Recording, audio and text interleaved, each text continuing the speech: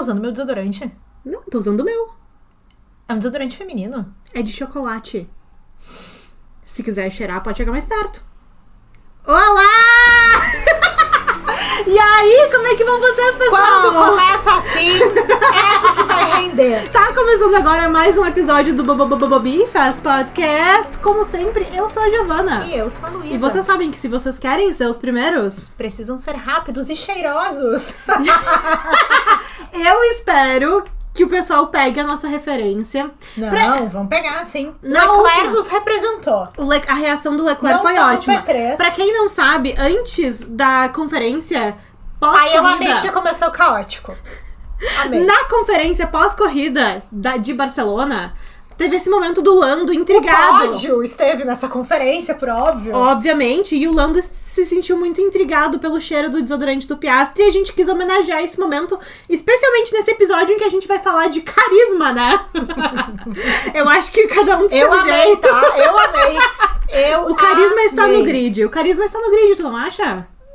Acho que isso é opinável.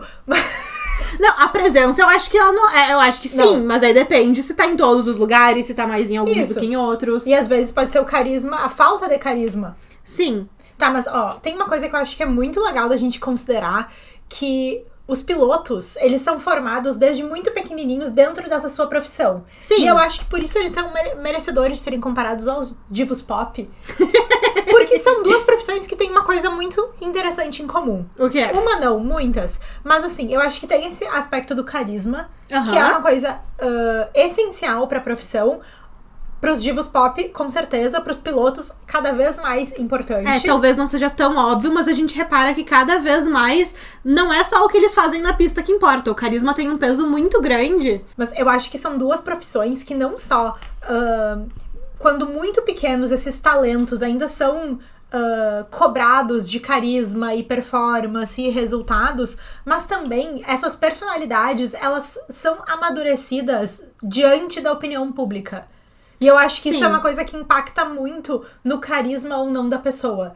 Porque se pega um bode de alguém, é difícil desfazer. Não, com certeza. E eu penso muito que nem tu falou, essa cobrança sempre pela performance desde muito cedo é uma coisa que às vezes pode, por exemplo, eu penso no Max Verstappen, porque eu acho que ele é carismático do seu jeito, mas ele é um piloto que a gente tem muito de exemplo como uma criança que na sua vida inteira era centrada por chegar na Fórmula 1. Sim, mas ó, isso que tu falou do Max, eu acho interessante porque muitas pessoas vão discordar de ti. Vão achar que ele não é carismático. Simplesmente por associarem o carisma a uma coisa muito alegre, efusiva, simpática, sabe? E carisma não é isso. Eu acho que uma pessoa que vai considerar o Max Verstappen uma figura carismática é uma pessoa que vai olhar o carisma através de um imã, um magnetismo, sabe? Sim, o que te atrai essa pessoa aí atrai, tipo, no sentido literalmente magnético, que nem tu falou. O que te chama a atenção nessa pessoa, o que faz com que o fulano seja o teu ídolo, eu acho que é esse interesse que desperta no outro também, sabe? E também, como tudo, ou como a maioria das coisas, acho melhor colocar dessa forma, a concepção de carisma também mudou para novas gerações. Eu acho que antigamente uma figura carismática como os pilotos, né, os atletas, os divos pop, ícones, etc., eles eram tidos como figuras carismáticas simplesmente por serem figuras admiradas ou figuras admiráveis, sabe? E eu acho que hoje em dia a minha geração, a tua geração já não enxergam o carisma dessa forma, sabe? Eu acho que são... Que as pessoas se apegam a um senso de pertencimento e é uma coisa assim, a pessoa para ser carismática, ela precisa perceber uma identificação com aquilo. Com aquele. Não, e eu ia justamente levantar isso, porque assim, a gente tem essa imagem da figura carismática como uma pessoa super extrovertida, uma pessoa que conversa bem com todo mundo, circula bem, e isso é uma parte grande do carisma, eu acho que sim. Mas eu acho que a gente conseguir encontrar carisma em coisas diferentes é também parte do que faz um ambiente como o da Fórmula 1, um ambiente tão interessante e tão diverso nesse sentido, porque a gente tem personalidades diferentes em pessoas que estão ali com o mesmo objetivo, né? E eu acho que seria uma pena se a gente pegasse todas essas pessoas que vêm de países diferentes, culturas diferentes, realidades diferentes, e colocasse todas no mesmo bolo de, olha, só é carismático se acontece tal coisa. Sim. Só é carismático se tu trata o fã dessa forma, sabe? E eu acho que hoje em dia a Fórmula 1 é universal e ela tem essa preocupação de chegar em outras culturas, sabe? E eu acho que já que nós estamos nesse lugar do esporte, que bom que a gente pode ver um Yuki tendo carisma por algum motivo que é diferente do carisma do Lando, que é diferente do carisma do Carlos Sainz. Sim, sabe? mas eu carisma e beleza não é a mesma coisa. Eu vou falar isso aí. Mas a beleza eu acho que pode fazer parte do carisma. Sim. Mas assim, eu gostei acho muito. Que os belos são mais facilmente gostados. Mas chegaremos lá, eu acho. Eu acho que a nossa conversa vai evoluir até esse ponto. Porque eu gostei muito que tu falou o nome do Yuki, porque pra mim o Yuki é um exemplo muito grande de um piloto que eu considero carismático, mas ele é carismático porque ele abraçou essa esquisitice, essa estranheza. E veja, gente, por estranheza eu falo assim, ele olhou pro pessoal e falou, pessoal, eu odeio fazer atividade física. E todo mundo sabe que ele adora comida, ele adora restaurante, tarará, tarará. Tipo, ele abraçou aspectos únicos dele dentro daquele grid, e eu acho que essa individualidade, ela traz carisma pra personalidade do Yuki, sabe? E eu acho que alguém que bebeu muito dessa fonte, apesar do pouco tempo que teve, entendeu isso com muita naturalidade, então eu acredito que isso também seja um pouco da personalidade, foi o Isaac. Que teve o Yuki como colega, eles se deram super bem, não é pra menos, porque são duas figuras carismáticas e que entenderam naquele momento a importância da dupla se colocar como uma dupla carismática. Claro. Sabe? Mas eu acho que o Isaac era uma figura que gerava uma aversão grande. Aqui no Brasil, especialmente. E não era só em função do Gabriel, era principalmente, mas assim, aqueles rádios nababescos, sabe? Enfim, era uma coisa que não era tão simples de se gostar, não era uma coisa tão carismática. E ele, agora, inclusive, tá todo mundo tipo, gente, como que estou me afeiçoando tanto assim? A gente falou no episódio passado, né, Arquivo Isaac Hadjar. Mas, inclusive, é uma coisa que o Isaac, ele falou, né, que não é uma mudança de personalidade, mas que foi uma coisa consciente dele. Eu vou expor algumas coisas diferentes agora que eu tô na Fórmula 1. Foi uma coisa consciente que ele... Mas isso é um aspecto do amadurecimento também. Sim, claro. Sabe? De tu entender que é legal tu mostrar essas coisas e que ao mesmo tempo tu já aguenta o rojão de mostrar isso. Sabe? Claro. Porque muitas coisas a gente pensa, poxa, isso seria legal mostrar. Olha, a gente tá vendo... nós mesmas, tem várias coisas que a gente gostaria de falar aqui no Bi que a gente nunca vai falar. Sim, porque às vezes tem algumas... Porque a gente não aguenta o rojão de falar. A gente não aguenta o rojão de falar, porque tem... Se a gente tá falando assim, elétrica, e a gente fala bastante porque vocês não imaginam o estresse que a gente passou. Não. Isso é uma coisa que nós falamos assim, que vontade de falar. Nós vamos falar pras Faster que isso aconteceu. Vamos falar. A gente, a gente não pode falar. Nós estamos elétrica, assim, não é por nada. E veja, não é porque... Porque uma coisa que eu vejo, inclusive, falando tipo de redes sociais, é que às vezes as pessoas têm uma preocupação muito grande em manter uma imagem intocável. E vocês sabem que a gente fala o que a gente pensa, não é esse ponto. Mas tem algumas coisas que às vezes a gente pensa, olha, será que vale a pena alguém um dia cair de paraquedas no Bifest e achar que o Bifest é só isso? É só a pessoa que tá falando isso aquela hora. Não. E tem um outro ponto que eu acho que é muito legal da gente pensar sobre essa questão de carisma. E eu acho... Assim, na verdade, eu vi uma pessoa falando sobre o Max em relação a esse ponto, que é uma ascensão meteórica versus o medo do esquecimento. Eu achei um binômio muito legal, porque uma ascensão meteórica não é o que exatamente a gente vê acontecendo com os pilotos, apesar de que, quando eles começam a despontar, parece que é uma coisa meteórica. Eu acho diferente dos divos pop. Os divos, eu entendo mais essa questão meteórica. Mas sabe, eu acho que pensando nisso, de uma ascensão meteórica, porque assim... Tá, a gente vai pensar num cantor. Às vezes tem uma pessoa que do nada lança uma música e a música é um sucesso bizarro. Tipo a Melody. A MC Melody. Claro! Eu amo as suas referências. Gente. O falsete foi um sucesso viral. Nossa! Nossa senhora, quanto tempo que eu não pensava na Melody. Mas eu penso na Fórmula 1, o que seria... Porque assim, não existe alguém surgido do dia pra noite, né? Mas eu vejo muito isso... Não existe mais, né? Já existiu.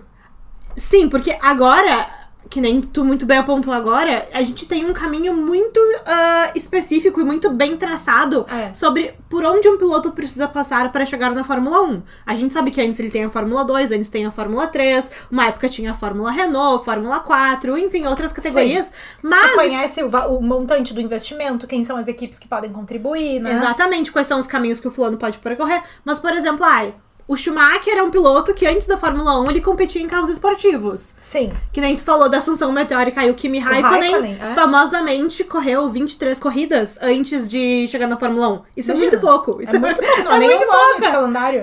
Não, um ano de calendário. Antes de conseguir o teste dele com a Sauber. Mas assim, quando eu penso em ascensões meteóricas hoje em dia na Fórmula 1, eu penso muito nos meninos prodígio. Isso é uma coisa, o Alex Albon fala em relação ao Lando, inclusive, porque o Alex, o Lando e o George entraram no mesmo ano na Fórmula 1 e eles correram juntos na Fórmula 2 no ano anterior. São os rookies de 2019. Exatamente. E o Alex fala que dos três, ele foi o que demorou mais tempo pra chegar à Fórmula 1. Ele é inclusive mais velho que os meninos, mesmo que eles tenham chegado ao mesmo tempo. O Lando é mais novinho, depois o George, depois o Alex, e ele sempre fala que o Lando subiu muito rapidamente. Sim, e o Alex era o divo kingo deles do kart, né? Exatamente. Tipo assim, o sonho da vida deles era virar best do Alex, o Alex era... Enfim, o Drive não mostrou isso? Eu acho que mostrou um pouco dessa amizade deles, não contou um pouco essa história nessa última temporada? Ou eu tô confundindo? Eu acho que ele mostrou naquele episódio que eles vlogaram em Singapura, que eles comentaram, mas isso que o Alex era tipo a estrela pop dos meninos. Eu acho que mostrou um pouco, sim. Isso é uma coisa, eu posso tentar encontrar pra botar referência pra vocês em descrição, na tela, enfim, pra quem estiver no YouTube, mas o Lando também falou sobre isso, que na primeira corrida de kart que ele foi assistir, ele chegou lá e o Alex tava correndo. E ele, logo em seguida, ele gostou do Alex porque ele usava o mesmo número de corrida do Valentino Rossi. E ele tinha também o capacete inspirado pelo do Rossi. E aí o Lando ficou, ele também é fã do Rossi. E aí já gerou uma identificação e o Lando não se sentiu distante daquela figura. Sim. Ele percebeu elementos que aproximavam ele daquela pessoa que ele admirava. Inclusive tem essa brincadeira, exatamente, é isso que a gente tá falando. Tem uma brincadeira, inclusive, que o Lando tinha um pôster com uma foto do Alex Albon no seu quarto. Gi, tu não entende ele, Gi? Eu entendo, totalmente. Eu também adoraria ter um pôster do Alex Albon no meu quarto, infelizmente não tenho. Que eu vou providenciar pra ti. Pode deixar muito pra obrigada, mim. Vocês anotem, hein? Meu presente de aniversário, eu acho que já foi definido aqui nesse momento ao vivo. Mas eu comecei esse ponto falando que eu vi uma pessoa discutindo exatamente o quanto isso se encaixava na carreira do Verstappen. E, bom, todo mundo sabe o que aconteceu em Barcelona, né? O quanto o Max prejudicou a sua equipe e se prejudicou na última volta. Vamos posicionar o pessoal do que aconteceu em Barcelona? Porque eu acho muito importante a gente falar que o Max, ele tava ali na disputa do pódio a corrida inteira, nas últimas 10 voltas. Em alguns momentos eu achei que ele fosse ganhar a corrida. Eu também achei que ele tava num pique que, assim... E o Max é bom em Barcelona, ele já ganhou quantas vezes lá, enfim. Mas nas últimas 10 voltas, a gente teve um safety car, que aí, então, os três líderes da prova, que eram as duas McLarens e o Max, entraram pro pit pra fazer mais um pit stop. Porque como a gente adiantou pra vocês, o circuito de Barcelona ia triturar aqueles pneus. Exatamente. Só que foi uma estratégia não muito legal da Red Bull, porque o único pneu que eles tinham ali sobrando era um pneu duro. Sim. E o Max, inclusive, xingou no rádio, tarará, e quando deu o restart, no fim do safety car, aquele pneu do Verstappen, ele tava frio, ele não tava quente ainda. Então o Max, enfim, ele deu uma resbalada, saiu da pista, tarará, bateu com o Leclerc, depois parece que ele foi perdendo posição e parece que ele de propósito bateu com o George. Ele inclusive se desculpou pelo que eu vi na mídia, né? Sim. Tipo assim, ele não fingiu que não foi de propósito, enfim.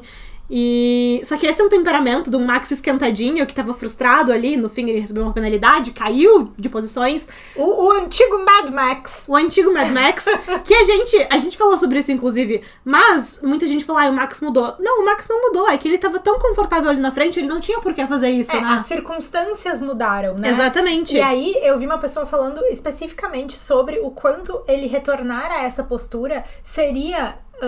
no fundo, um desejo de não ser esquecido.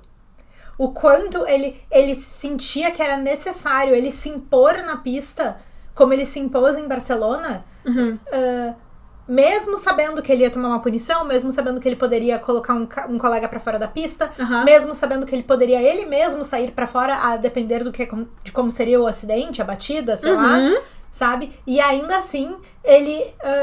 o impulso de se mostrar, de se colocar, de não se fazer esquecer, falou mais alto. Eu Sim. achei interessante esse pensamento, porque, óbvio, não tem como saber se foi isso. E mesmo o Max depois reconheceu que não foi correto o que ele fez. E é isso aí, e é assim que se faz, se reconhece e bola pra frente.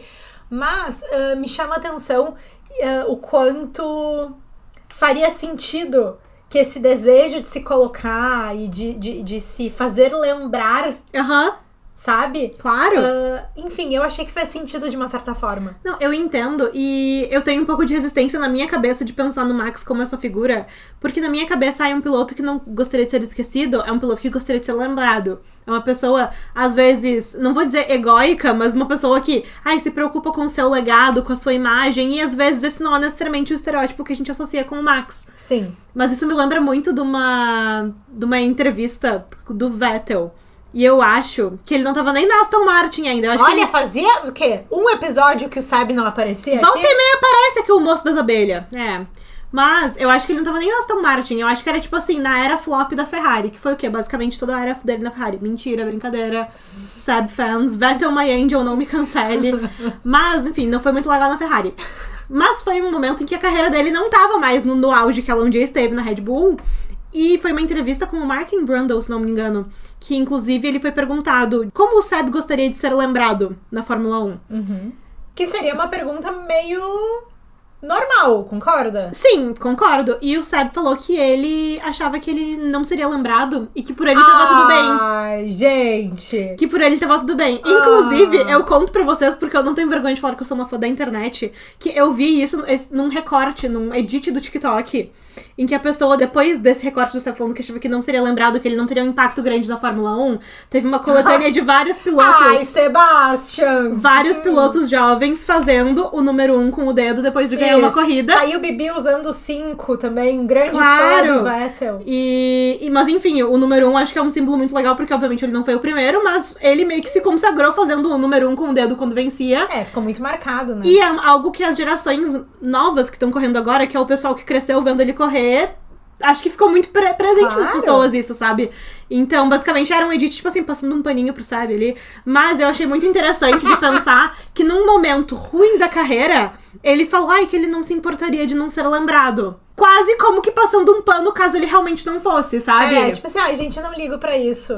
E... mas eu achei meio papo isso. Não, mas isso eu acho meio apelativo pras pessoas terem essa dó. Essa dó. Que as pessoas se identifiquem com ele. Sabe, as pessoas comuns na sua casa, pensando, tipo, gente, não escrevi meu nome na história. Tadinho do Sebastian. Vamos produzir abelhas. Eu acho que é um pouco isso. Não, eu acho que é um pouco E isso, assim, mas me lembrou disso de tu comentando com o Max, porque pra mim, tipo assim, qual o momento que o Max ficaria meio cabisbaixo de não ser lembrado? Será que seria quando ele sente que ele não tá, ele tá perdendo aquela dominância na Fórmula 1? Pode ser, né? Enfim, me lembrou desse momento. E tem um outro detalhe que eu acho curioso também a respeito do esporte, é que, veja, no mercado de trabalho é absolutamente normal e comum que se estabeleça comparações entre os concorrentes. Claro. Isso faz parte do mercado. Mas no esporte e no mundo pop, o que acontece? Tu é comparado absolutamente o tempo inteiro. Tu exercer o teu trabalho significa te colocar o tempo inteiro em comparação. Veja, de um jeito precoce e inevitável, sabe? Não é que tu tá aqui fazendo o teu e lá do lado tem outra pessoa fazendo o dela e aí o teu cliente final vai comparar. Não. Vocês se colocam ali porque aquilo é uma condição sine qua non pra tu conseguir trabalhar, sabe? E eu acho que isso, olha, não sei, uma coisa meio Selena Gomez, Miley Cyrus dos primórdios. Meu Deus! Sabe? Tu desenterrou essa rinha de onde? Não é. Mas então, não era uma rinha. Não era uma rinha. As duas estavam na vitrine. Sim. Ao mesmo tempo. E aí, se estabeleceu uma narrativa por parte dos fãs. E aí, eu acho que a gente pode comparar com o Leque e com o Carlos. Sim, sabe? Foi criada uma rivalidade que, na prática, as duas juram que não existia. Isso. E aí, venceu o quê? Venceu quem soube fazer uma leitura melhor ali de ambiente. E seguir a vida, sabe? Sim. E eu acho que o ambiente competitivo da Fórmula 1 também ele estimula esse tipo de coisa. Claro! Que às vezes não é um sentimento genuíno, mas é uma narrativa que ela é alimentada justamente pra criar essas histórias, né? Com certeza. E assim, essa inteligência de lidar com essas coisas, ou de não lidar, porque às vezes tu tem que olhar e pensar, não, isso aqui não vou nem tocar nesse assunto, e isso é vida que segue. Eu acho que isso é uma coisa que faz muita diferença pra eles nessa gestão de carreira. Perfeito. Sabe? Eu acho que quem não sabe fazer isso, ou quem faz isso mal, fica muito, muito, muito pra trás nessa percepção pública. Perfeito. Tu não acha? Eu acho que com certeza. E é algo que cada vez mais o pessoal tá aprendendo a lidar, nem que seja na marra. Nem que seja porque eles reparam que é inevitável agora. Porque tem um componente meio sei lá, impulsivo.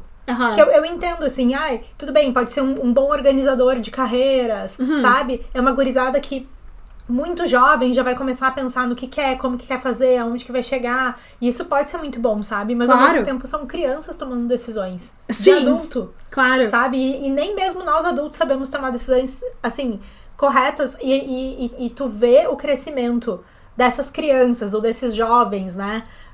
Diante das câmeras. Tipo assim, pra mim é muito claro o quanto vários deles foram modulando, não só pelo seu amadurecimento, mas assim, porque eles foram entendendo diante do público o que rolava e o que não rolava, sabe? A própria Taylor. Sim! Isso é uma coisa que eu acho muito legal de avaliar, porque muitos dos pilotos têm uma conversa parecida quando eles falam, tipo, quando o piloto, por exemplo, tem um filho.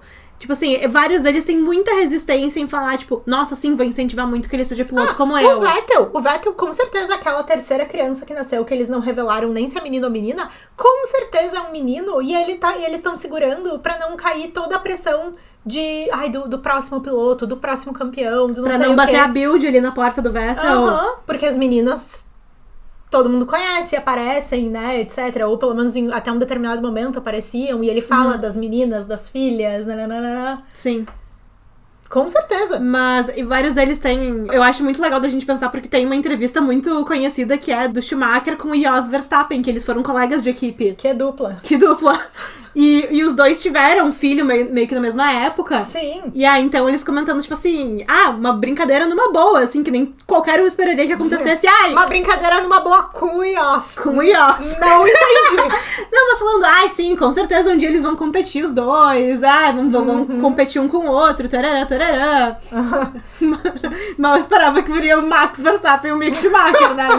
Inverteu os papéis, né? Mas enfim. Mas hoje em dia, quando a gente ouve, por exemplo, o Lewis tem uma entrevista que ele comentou que ele ia preferir 1000 vezes oferecer todas as possibilidades para que os filhos dele escolhessem uma carreira em outra coisa. Ele fala que ele preferiria que o filho dele tivesse aula de tênis com a Serena, sabe? Sim.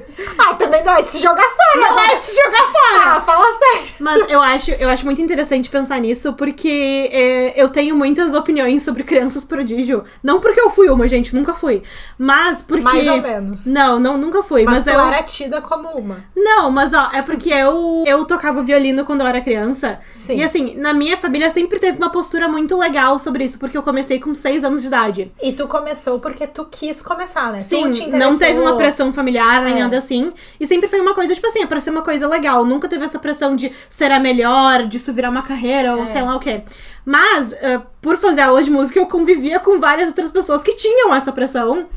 E, inclusive, tem um método muito popular de ensinar música, que é o método Suzuki. Que foi o método que tu aprendeu. Que foi o método da escola onde eu aprendi. Que ele foi desenvolvido por um professor, o Suzuki, que recebeu a missão de ensinar violino pra filha de um cara muito importante, que a menina tinha 5 anos de idade, se não me engano. Parêntese, várias vezes eu ficava te esperando na sala de espera pra terminar a tua aula pra gente ir embora. E tinha uma senhora que ficava esperando o neto dela também. E ela tinha pavor do Suzuki. E ela saía da sala e dizia assim, eu odeio esse Suzuki.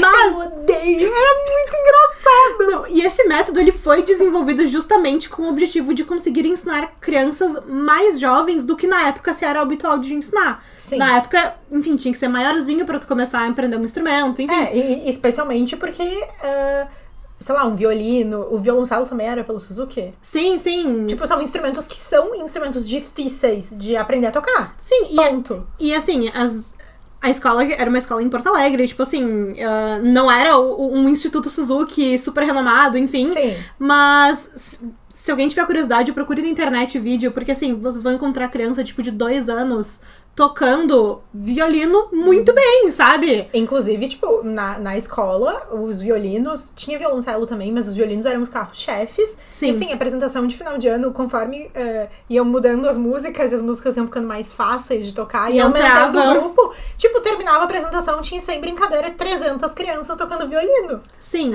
e é uma coisa... Claro, e agora que eu ainda gosto de música e eu cresci, eu consigo olhar com um olhar mais crítico, eu entendo que tem vários problemas nesse método, quanto a ensino musical mesmo. Sim. Tipo assim, ele deixa vários gaps que foram ignorados justamente pra conseguir, pra priorizar que tu conseguisse ensinar aquilo pra um público cada vez mais jovem. Sim. E eu acho que isso pra mim é um retrato muito objetivo de como...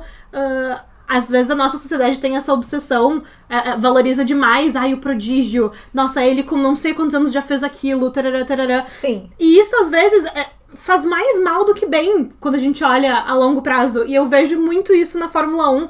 Quantos campeões de kart que simplesmente somem em detrimento a uma pessoa que simplesmente... Tipo assim, eu acho que Oscar Piastri é um ótimo exemplo, porque ele nunca foi um grande sucesso do kart. Mas, conforme foram evoluindo as categorias, ele foi despontando como alguém que se adaptava melhor aos carros single-seater e carros mais potentes, enfim. E, às vezes, é tão prejudicial pra criança que eu acho que a gente precisa repensar. Obviamente a gente incentiva as crianças, mas assim, ser um prodígio não é tudo. E eu acho que isso atrapalha muito, porque às vezes a criança fica tão condicionada a performance, que algumas outras coisas ficam meio de lado. E eu acho que isso também tem um pouco a ver com o que a gente viu com o Max, sabe? As prioridades eram diferentes. Não, e por exemplo, recentemente a gente descobriu que todos, ou grande parte de nós, participou de uma grande vaquinha coletiva pra Taylor terminar de comprar os álbuns dela. Sim. Sabe? E eu acho que isso se encaixa muito no que tu tá dizendo, no sentido de que era uma pessoa muito jovem, que foi colocada à frente de muitos contratos, de muitas pessoas com uma índole duvidosa e várias questões de gestão de carreira que ela não soube conduzir, ou foi levada a conduzir de alguma forma que não era da vontade dela, digamos assim, e aí depois ela precisou andar pra frente, mas na verdade ela tava andando pra trás um pouco, pra conseguir resgatar algumas coisas, sabe? E eu acho que naturalmente isso é um movimento de carreira que invariavelmente a gente tem que fazer em algum momento. Sim. Sabe? Ou porque tu já tá um pouco mais tranquilo e daí tu consegue olhar pra outros horizontes e, por exemplo, fazer um bifest. Ou porque daqui a pouco tu precisa corrigir uma rota. Sim, sabe? claro. Tu tem oportunidade. Assim, a gente tá falando também de pessoas que têm oportunidade de fazer isso, sabe? Claro. E, por exemplo, eu acho que a Taylor se encaixa nisso também, mas, por exemplo, o Hamilton foi uma pessoa tida como insegura, foi uma pessoa tida como muito competitiva, até com um certo, sei lá, meio temperamental, digamos assim, num sentido ruim, quando as pessoas usam essa conotação, e a Taylor também tinha isso. E hoje em dia eles são muito mais conhecidos por serem figuras com posicionamentos políticos claros, pessoas com agendas mundiais importantes pra eles, pessoas seguras publicamente. E os dois sabe? também figuras muito relevantes nas suas áreas. Nas suas áreas. E que agora assumiram até talvez uma posição, não vou dizer mais austera, mas uma posição mais distante de uma certa forma. Porque mais blindada. Tanto porque outros fatores externos provocaram essa blindagem, mas também porque eles já conseguiram se colocar de uma forma em que eles se sentem representados por eles próprios, sabe? E eu acho que esse movimento, ele também contribui pra essa sensação de proximidade.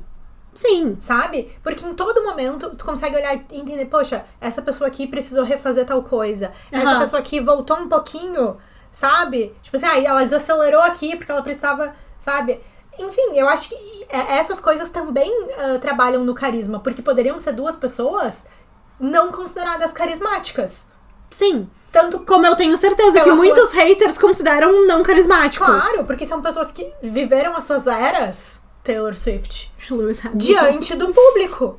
Claro. Sabe? Claro. A Nicole saiu na Vogue, eu vi. Ela e o Tom Francis estão Será que o Lewis também viu? Ele viu, né? Pra Prada, né? Eu vi também. Tô por dentro. E assim, eu acho que tem uma outra coisa também, que eu acho que o Hamilton, ele expressa isso bem, e eu acho que o Lando tenta expressar isso e ele não consegue.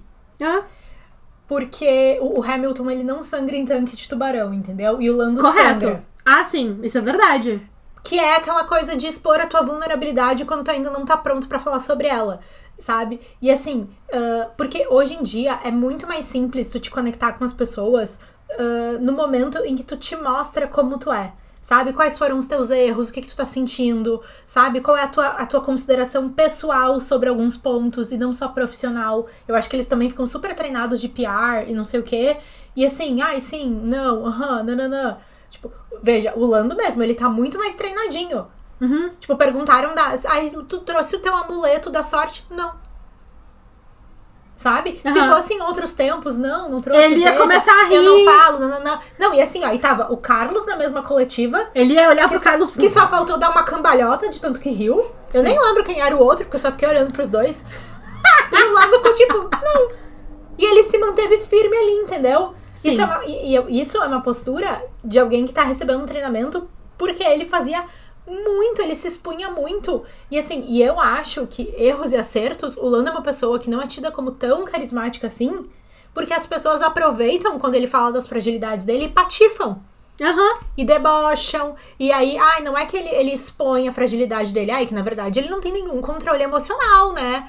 As pessoas se aproveitam disso. As pessoas se aproveitam disso, sabe? E veja, o Lando é um piloto que ele merece todos os louros de ter se aberto sobre saúde mental, sobre as dificuldades que ele tem sobre isso. A gente sabe, várias de vocês também já nos contaram que, enfim, foi importante ver isso representado também na Fórmula 1, de um ponto de vista pessoal. E eu acho que ele merece todos esses louros. Mas também, especialmente agora que ele tá no momento de disputar um campeonato mundial, ele chegou numa posição em que ele precisa saber lidar com esse jogo que ele lançou pra ele próprio, sabe? Sim. E eu acho que... Eu concordo contigo que ele tá mais treinado, mas eu acho que, ao mesmo tempo, ele acabou abrindo uma brecha pra esse tipo de crítica. Novamente, não falando que o problema é dele. Obviamente, errado é quem coloca ele nessa situação.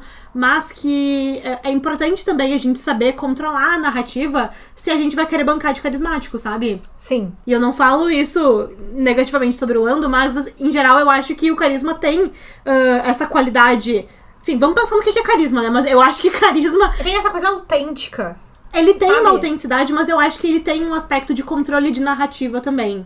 Que Sim. tem a ver com esse aspecto magnético que tu comentou, sabe? Sim, porque eu acho que o carisma não é só assim, eu gosto do fulano, mas, tanto faz. Não, quando a pessoa não é carismática, a pessoa, ela quer ouvir o que tu fala, sabe? Aparece mais um conteúdo sobre isso, tu vai ver só porque é da pessoa, sabe? A pessoa quer te, entre aspas, ela quer te seguir, sabe? Ela quer tomar daquele elixir também. Sim, sabe? é uma pessoa... É diferente de gostar.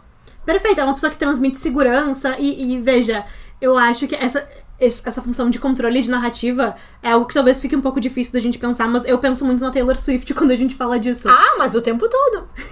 Tipo assim, a Taylor Swift, quando ela surgiu na carreira dela, surgiu ainda no cenário de música country, ela tinha essa coisa de queridinha da América, sabe? E aí, então, ela teve também a era em que ela foi injustiçada, que ela foi... A percepção pública dela mudou na era da Reputation, agora ela trabalha nessa imagem de uma pessoa empoderada que comprou de volta os seus masters, enfim.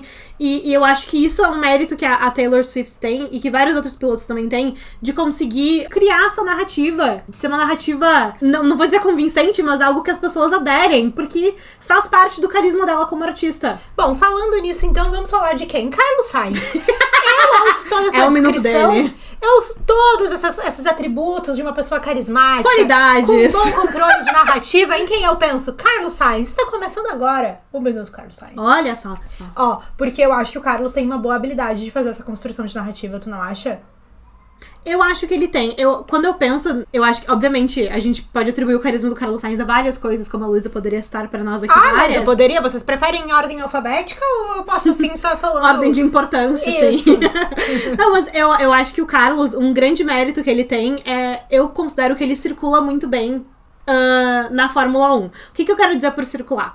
Poxa, ele é um piloto... já teve na metade das equipes do grid, né? Então já circulou, que é uma beleza. Mas assim, Cicerone. Quantos pilotos no lugar dele, tendo começado, que nem ele começou ali na Toro Rosso, com a função da rinha do pai dele com o pai do Max, quantos pilotos não deixariam isso queimar eles? Sim. E veja, não tô falando que tipo assim, não queimou, não sei o quê. Mas assim, Ele na Renault, entrar, sair foi tranquilo. Ele na McLaren, entrar, sair foi tranquilo. Na Ferrari ele saiu, não foi culpa dele, mas saiu de bem com o time. Saiu tranquilo. Chegou bem na Williams. Eu acho que ele tem esse aspecto de circular bem. E ele também tem essa característica de saber moldar a sua narrativa. Aliás, eu estou muito curiosa pra assistir o Detector de Mentiras com ele. A Sky F1 fez o teste do detector de mentiras com o Carlos Sainz. O único recorte que eu vi disso foi do moço perguntando pra ele se ele tava torcendo pra Ferrari ter se arrependido. Era meio uma coisa assim, né?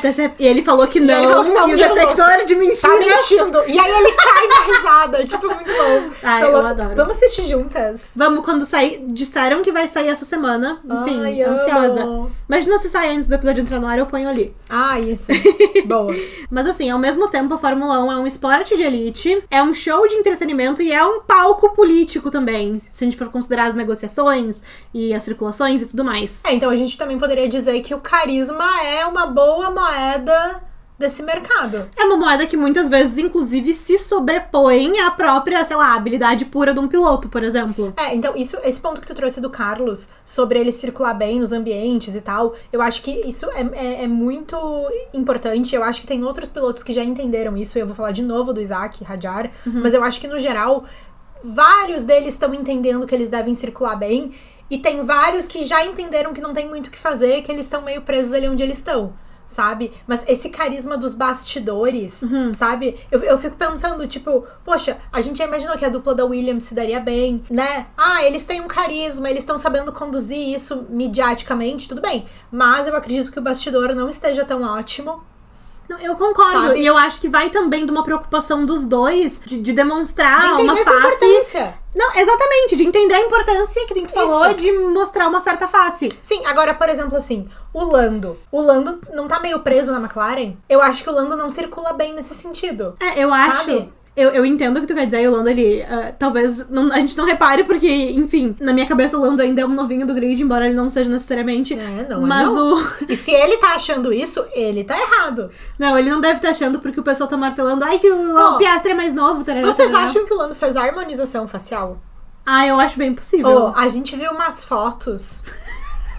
Longe eu amo quando a gente está nessas tangentes, assim, importantes. Eu lembrei disso. Sim, eu acho que ele fez. A gente achou que ele fez? Eu acho que ele fez em 2023 a primeira. Mento.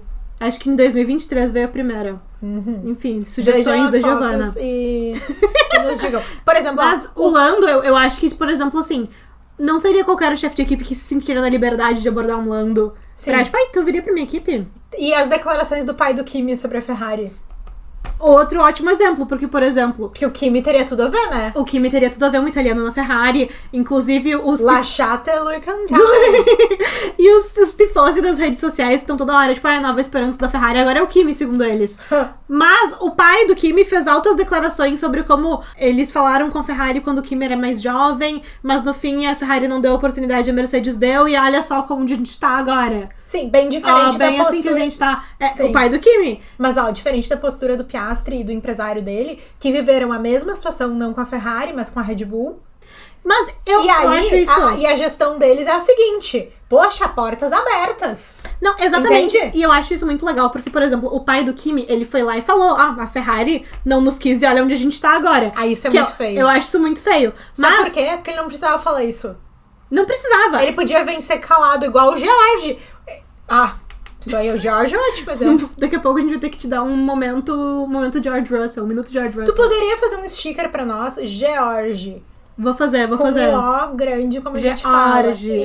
Tá, vou fazer pra ti, sabe? Obrigada. Pra ti e pra todas as Georgettes que tem por aí. Sim. Mas eu acho muito interessante porque isso, o pai do Kimi foi lá e falou.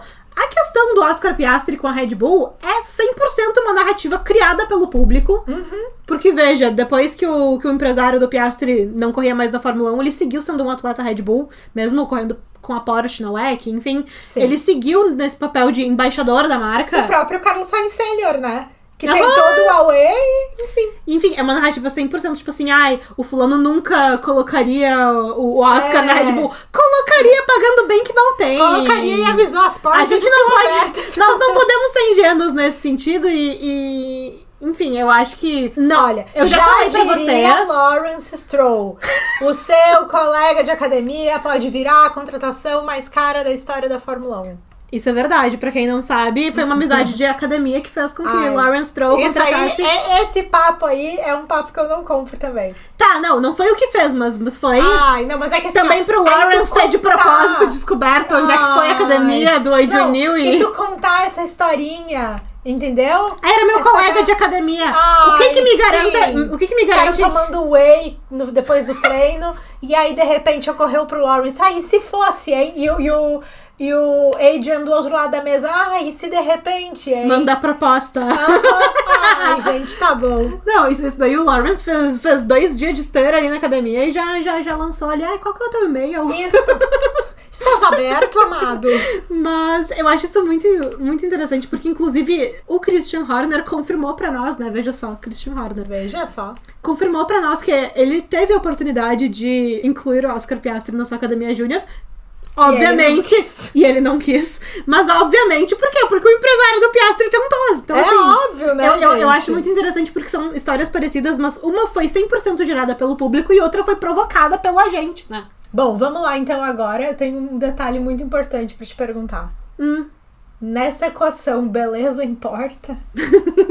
Ó, eu acho que é mais fácil pro piloto que é mais bonito. Se ele é bonito... Mas isso é a vida, né? O mundo. Não, tudo bem, mas olha só. Mas os divos e tal, se eles são bonitos, eu acho que as pessoas naturalmente olham com olhos mais cativados.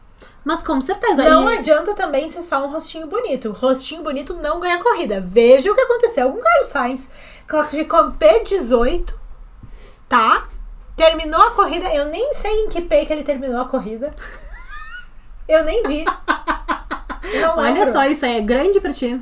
Não, mas é que foi uma atrocidade. A Rebeca, coitada, depois teve que ficar respondendo. Ai, não sou puritana, não sei o quê. Ficar respondendo uma gentalha. Ai, vocês viram que o pessoal ficou Gente. reclamando da roupa dela, que ela tava com as costas de fora, com Que decote. os sogros são muito conservadores. Ai, gente, que bom que ela respondeu. Eu achei que ela foi certíssima. Sim. Bom, assim, mas eu acho que isso é a história do mundo, né? Em geral, as pessoas bonitas são favorecidas. Sim. Vocês não sabem como é difícil ser feia, gente. Mas eu acho que quem tem mais problema é a pessoa que é feia e acha que é bonita. Essas, isso é um problema. Pelo que eu tô observando, são as que estão tendo mais dificuldade. É verdade. Mas a minha opinião sobre isso é que, assim, eu acho que a gente tem agora um exemplo caindo de maduro aqui. Que é o novo penteado do Ocon. Calma, Ficou fiquem muito comigo. ruim. Só tu acha isso. O resto da pessoa, eu incluindo, achou que ficou bem melhor. Muito ruim. Ficou bem melhor. E como as pessoas estão achando o Ocon mais legal, mais simpático. Ai, gente, olha o Ocon. Tudo isso desde que ele parou de passar gel no cabelo. Não, é que isso é a tua opinião, mas a opinião do resto do mundo, ela é diferente. Que bom. Então, mas eu acho que é um exemplo muito bom de como um piloto caiu novamente nas graças do povo, porque o povo julgou que a sua aparência melhorou. Ai, gente, vamos pela regra sempre, né? Não pela exceção. Sim. Isso aí eu não concordo, tá? Mas eu acho que é um ótimo exemplo da tua teoria de que beleza importou nesse momento. Mas é que na minha teoria importou. Sim. Daí eu não Aí acho. importou, porque aí o pessoal... Nossa, não. O pessoal julgou que o... Não tô falando tu. O pessoal julgou que o Ocon tá melhor e por isso gostam mais dele. Tá ótimo. É isso aí. Agora, assim, eu acho que tem uma dupla que é carismática, mas é diferentemente carismática, que eu acho que é legal a gente falar. Que é o Lando e o Oscar. Nossa, Os dois eu são concordo carismáticos, plenamente. mas eles são muito diferentes. E as pessoas gostam deles. E aí eu tô falando de quem gosta. Não tô falando de quem não gosta. Se você não gosta, não é de você que a gente tá falando. Isso. Então, para quem gosta por X motivos de um e Y motivos de outro. O Lando e o Oscar, eles são a dupla dos sonhos da McLaren. Eles são carismáticos de um jeito completamente diferente, né? Sim, o Lando tem esse carisma espontâneo, extrovertido. Ele tá ali com a galera na internet, nos streamings. Ele tem a equipe dele de esportes. Enquanto o Oscar é um cara mais silencioso, mais na dele. Tem um humor mais seco, mais sarcástico. Aí a McLaren ganha nesse contraste, né? Sim, um é barulhento e ele cativa logo de cara, enquanto o outro é mais contido, mas conquista o pessoal com o tempo. E aí vem o toque de mestre. Cada um cativa um tipo diferente de fã e de patrocinador. Sim, porque o Lando é o queridinho das marcas jovens, de tecnologia, de estilo de vida. E o Oscar tem essa imagem mais séria, mais precisa. É ele que o Zac Brown leva pros eventos das empresas mais sérias, de terno. Então, assim, no fim das contas, quem ganha é o Zac Brown, porque ele tem o melhor dos dois mundos. Ele consegue patrocínio de tudo que é lado com e os dorme dois. sorrindo. Esse dorme sorrindo. Não, olha, a gente é uma ferramenta de sobrevivência também, o carisma. Não, com certeza. E assim, goste ou não goste do Zac Brown, mas ele sempre vai ter esse mérito de ser um bom homem de negócios. E ele soube gerenciar exatamente, tipo assim... e vocês sabem que ele não tava agora na Espanha, né? Isso explica também muita coisa. Muita coisa. Aí você sabendo da nossa teoria sobre o Zac Brown estar ou não nos GPs, né? Sim. Mas eu acho que no final das contas, o carisma, ele acaba também protegendo um pouco a imagem dessas criaturas que entendem o quanto elas podem usar desse carisma, sabe? Eu acho que faz todo sentido isso que tu trouxe, de levar o piloto X, né? O Zac Brown levar o Oscar no patrocinador que tem fitting com ele, sabe? Levar o Lando no outro patrocinador, que, enfim... E eu não acho que seja só isso, mas também, pra mim, é muito mais interessante, por exemplo, a McLaren ter um Lando e um Oscar do que um Lando e um Daniel Ricciardo, como era antes, nesse sentido. Inclusive, tem um detalhe que a gente chamou a nossa atenção, que a McLaren venceu em Mônaco e venceu em Barcelona. E aí, quando terminou a corrida de Barcelona, soltaram aqueles cards, né? Dobradinha da McLaren. Mas aí chegou um determinado momento, depois desses posts tradicionais, que eles sempre fazem, eles colocaram... A McLaren tava com uma livery diferente, tanto em Mônaco quanto em Barcelona. Uhum. E era uma livery, obviamente, patrocinada. E aí, no final, tipo assim, a livery vencedora. Essa livery... vencemos todas as corridas com essa livery. A gente se olhou assim, vão arrancar mais dinheiro do patrocinador ano que vem. Mas é isso aí. E eu acho que é muito interessante a gente pensar nisso do perfil, porque a gente falou agora do Daniel Ricciardo, e pra mim ele é um grande exemplo de uma figura muito carismática da Fórmula 1 e que também marcou a Fórmula 1 pelo seu carisma, né? E depois da saída do Daniel Ricciardo da McLaren, em 2022, o carisma dele foi essencial pra ele ter voltado pra Fórmula 1. Com certeza, porque ele saiu da McLaren com baixo desempenho nas pistas, num grid cada vez mais competitivo. E tecnicamente, outros nomes estavam muito mais aquecidos no mercado do que o dele. Com certeza, inclusive o Nick De Vries na época. Mas o Ricciardo tinha uma coisa que essas figuras não tinham, que é justamente esse carisma dele. Ele tinha uma imagem pública muito forte, ele tinha uma base de fãs no mundo todo que era gigantesca. E ele tinha um respeito interno na Red Bull muito grande, mesmo com a saída dele não ter sido exatamente da forma como a Red Bull gostaria. E inclusive quando ele voltou pra Red Bull como terceiro piloto, ele participou de muitos eventos de patrocinador, esses eventos externos. Gravar videozinho pro Instagram, pro TikTok, era tudo Daniel Ricciardo. E acabou que isso fez com que ele mantivesse a relevância dele fora das pistas. E eventualmente, inclusive, conseguisse a vaga dele nas Racing Bulls, né? E aí, o Daniel Ricciardo foi um piloto experiente, midiático e cativante. Sim, não tinha como deixar ele fora do grid nesse ponto. Ele teria conseguido sem o carisma? Não. Não teria! Eu acho que se ele fosse um piloto com um temperamento oscilante, tal qual ele foi um piloto oscilante, ele teria tido muito menos chance. Eu concordo, e eu acho que ele não teria voltado pra nada depois de sair da McLaren. Isso pra mostrar o quanto que também é um salva-vidas, esse elemento do carisma, que é algo que, na minha opinião, o Daniel Ricciardo é um dos pilotos que melhor articulou nos últimos tempos. E assim, e eu acho que a gente não pode confundir o carisma com hype. Não. Sabe? Porque o hype, ele vai sempre, sempre, sempre ser efêmero. Sim. Sabe? Ele é uma coisa que despontou. Por exemplo, Franco Colapinto. Teve um hype. Seria Franco Oli Berman. Teve um hype. Mas eu acho muito legal da gente pensar nisso, porque seria o Franco Colapinto um novo Daniel Ricciardo, no sentido de que ele teve um stint em que ele realmente teve um bom desempenho, mas que principalmente ele conquistou os fãs pelo seu carisma. Ele tem aquela vibe de uma pessoa que conversa com todo mundo, que se dá bem com todo mundo, e agora o desempenho nas pistas dele não tá acompanhando ou superando da forma como fazia no ano passado. Sim. E mesma coisa, eu adorei que tu falou. E o Valtinho? O Valtinho, quanto menos corre, mais carismático é, né? Ou ele sabia que ele tinha que fazer isso. Claro, com certeza. Vocês viram o último post do Instagram do Valtteri, que ele fez só fotos dele segurando ou embaixo de guarda-chuvas, botou a música Umbrella da Rihanna ali. Eu amo!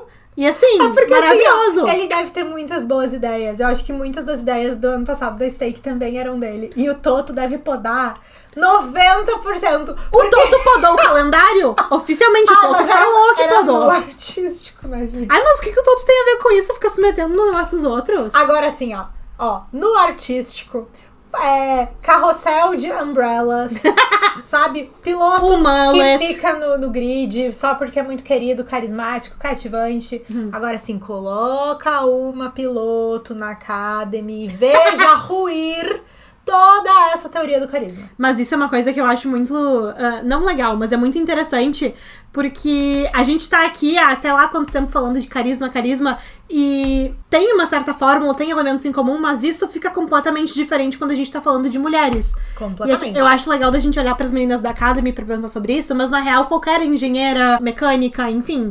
Sim, é sempre uma coisa assim, tem que ser simpática, mas não pode atravessar o fio. Porque senão já vão achar que, tá lá por outros interesses. Sim, tem que ser simpática, mas não muito, senão ficar forçada. Bonita, mas não pode ser vaidosa. As pessoas não podem achar que tu tá lá só porque tu é assim, uma beldade, e aí tu ganhou tudo sendo bela. Sim, elas precisam ser confiantes, mas elas também não podem ser arrogantes, né? E sempre que forem muito competentes, elas têm que ser muito inspiradoras, porque só muito competente também não serve. Sim, são expectativas diferentes que, veja, as meninas têm que lidar, mas eu acho que as mulheres no mundo inteiro precisam lidar, que enquanto os homens, eles podem só ser carismáticos, as mulheres, elas precisam ser carismáticas e agradáveis o tempo todo. Aos olhos dos outros, Sim, né? essa é a expectativa. Sim, então assim, se for uma pessoa agradável, mas mais reservada, não é bom. Não é bom. Se ela for extrovertida, aí já é um pouco demais também, né? Sim, e se ela for uma pessoa firme e assertiva, é difícil de lidar com a fulana. Sim. Intransigente. E ela também não pode aparentar estar muito preocupada com coisas estéticas. Sim, e isso é mais um dos elementos que pode acabar sufocando novos talentos antes mesmo da gente ouvir falar neles, né? Sim, e eu acho que a Academy, ela é um terreno fértil pra gente reescrever esses paradigmas, sabe? Com certeza. Ainda mais, a gente já falou várias vezes que o papel da Academy é um papel de mudança cultural, e isso pra mim faz total sentido com o que tu falou agora. Sabe esse elemento da diversidade das personalidades que a gente começou falando no podcast, sobre como hoje em dia é válido e é rico que os pilotos homens mostrem as suas peculiaridades? Eu acho que isso deveria ser muito explorado também na categoria feminina. Claro, porque ao mesmo tempo que a gente tem espaço pra personalidade de um Yuki e a personalidade de um Max, não só no mesmo grid, mas no mesmo time. E assim, e na um real... Lando e um Oscar, mas na academia a gente não tem espaço pra isso. E se for considerar o carisma, ele não é um elemento de performance. Não, entendeu? Ele é um elemento extra grid, que também é muito importante. E ele conta com uma certa sutileza. Então, assim... quanto mais podadas essas pessoas forem de mostrar as suas personalidades, menos a gente vai conseguir absorver essas sutilezas. Perfeito. Sabe? E aí mais elas vão aparentar mais do mesmo. Não, e ninguém quer isso, né? Ninguém quer mais do mesmo. Sim. Agora eu queria saber de vocês, se vocês tivessem que contratar um piloto pelo carisma, quem seria? Um piloto do grid atual? Pode escolher. Pode falar o Sebastian. Não, mas... Eu me sinto pronta. Não, mas se fosse pelo carisma e off-grid também, eu acho que Daniel Ricciardo é o nome mais forte. Se a gente for falar de carisma no grid, eu acho que eu iria de Alex Albon. Eu acho que o Albon, ele tem um carisma muito bem equilibrado. Eu acho que ele tem vários elementos do carisma. Sim. Que eu acho que ele é uma pessoa que circula bem, que conversa bem com as pessoas, que ele é bem quisto.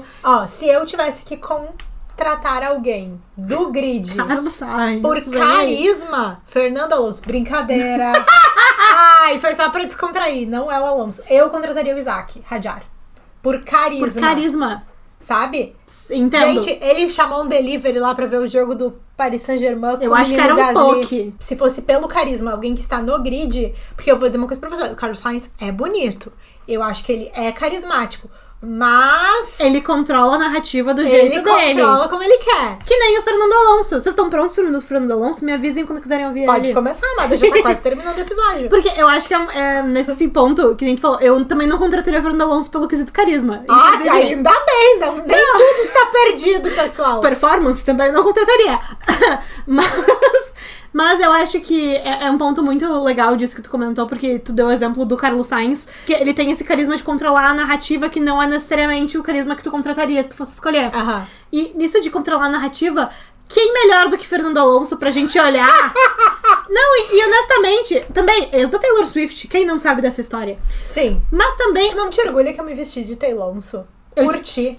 Eu vou botar uma foto disso pra quem estiver vendo no YouTube. A Luísa se vestiu de Taylor Alonso pra ir na Eras Tour. Foi tudo pra mim. Tudo. Mas o Fernando Alonso, ele controlou total a narrativa dele quando ele assumiu uma postura diferente nas redes sociais. Sim. E virou o Flower Padre, tiozão do TikTok. Uhum. E pra mim isso é um exemplo muito grande, porque uma geração mais velha, muitas pessoas já me perguntaram, tipo assim, como é que tu faz quando alguém te pergunta, tipo, alguém debocha que tu é fã do Alonso? E honestamente pra mim não costuma acontecer muito.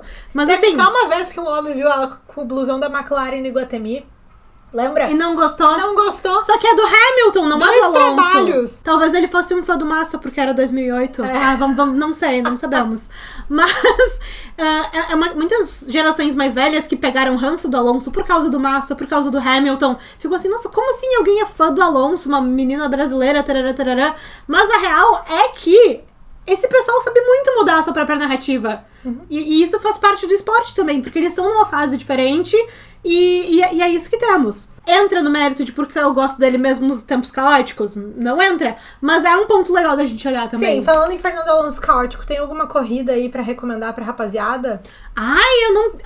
Gente, eu não preparei. Mas olha, aproveitando que a gente tá chegando perto do GP do Canadá, que não é nesse fim de semana, é no próximo, tem a corrida mais longa. Calma. Ela é longa, mas legal. E eles editam também, tem versões editadas. Que é 2011 no Canadá. Que foi uma vitória de Jenson Button, meu amigo pessoal, quem sabe. E é uma corrida muito legal também. Agora assim, na pressão, arrasou. Foi o que me veio na cabeça. Quem quiser ir antecipando o Canadá. Tem Le Mans também, junto com o Canadá, vamos que ver. Bom, gente, muito obrigada por quem nos ouviu até aqui. Eu tenho uma pergunta pra fazer pra quem tá ouvindo o podcast. Comentem isso que a Lu me perguntou agora. Se vocês tivessem que contratar um piloto só baseado no carisma, quem vocês contratariam e por quê? Isso aí. E eu tô ansiosa pra ver vocês defendendo nomes que a gente não citou aqui no podcast também. Porque assim, eu sigo nessa minha ideia de que tem vários carismas diferentes com méritos diferentes, então... Sim, queremos conhecer os critérios de vocês também. E também comentem o que vocês acharam de Barcelona, o que estão achando da semana que vem. A gente nem falou da função do Drugo, o que vocês estão achando aí da declaração que ele supostamente não correria alemão pra correr no Canadá. Acho um pouco de falta de autoestima da parte dele. Também acho, mas vamos conversar nos comentários. E quem for na estoque no final de semana, nos mande mensagem, vamos dar um jeito de nos encontrar por Vamos! lá. E... Bom, pessoal, nós nos vemos todas as quartas-feiras ao meio-dia, mas 24/7 no Insta, no TikTok e de vez em quando no Twitter. Eu tô tentando ser mais ativa no Twitter. Me digam o que vocês querem, o que vocês gostam de ver no Twitter, que aí eu vou tentar providenciar ali do ponto de vista do Bifest. Nós somos o Bifest Podcast em todas as redes. Muito obrigada pela companhia de vocês até aqui. Um beijo, até a semana que vem. Tchau!